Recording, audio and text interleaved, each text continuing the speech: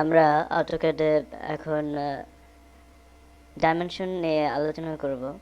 Dimension drawing এর একটি গুরুত্বপূর্ণ বিষয়। ডাইমেনশন ড্রয়িংকে পরিপূর্ণ করে। ডাইমেনশনবিহীন ড্রয়িং কোনো ড্রয়িং নয়।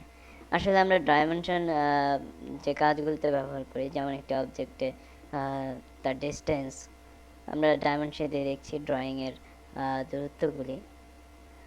ডাইমেনশন আমরা কিভাবে দিতে পারবো সে বিষয়ে যখন আমরা আলাপ করব।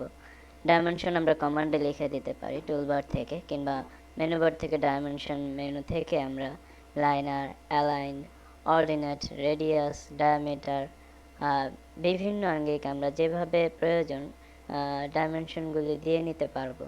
ধরুন হরাইজন্টালি আমরা যদি কোনো বস্তুর ডাইমেনশন দিতে চাই, তখন আমরা ডাইমেনশনে গিয়ে লাইনার কমান্ড, লাইনারে ক্লিক করলে দুটি বিন্দু, যে দুটি বিন্দুর দূরত্ব আমরা জানতে চাই, এখানে ক্লিক করলে আমরা ডাইমেনশনের পেয়ে যাব।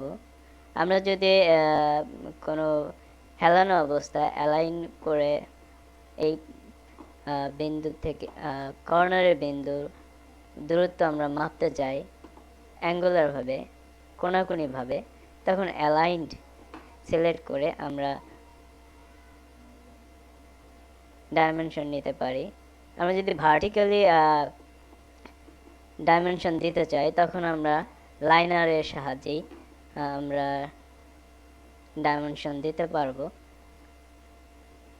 এভাবে আমরা ডাইমেনশনগুলি সাধারণভাবে দিয়ে নিতে পারি। আমরা যখন কোনো অবজেক্টের অ্যাঙ্গেল মাপতে যাব, তখন ডাইমেনশন আমাদের দিতে গেলে ডাইমেনশন মেনু থেকে আমরা অ্যাঙ্গুলার সিলেক্ট করে দুটি বিন্দু সিলেক্ট করলেই আমরা অ্যাঙ্গুলার ডাইমেনশন পেয়ে যাব 90 ডিগ্রি। এভাবে আমরা যখন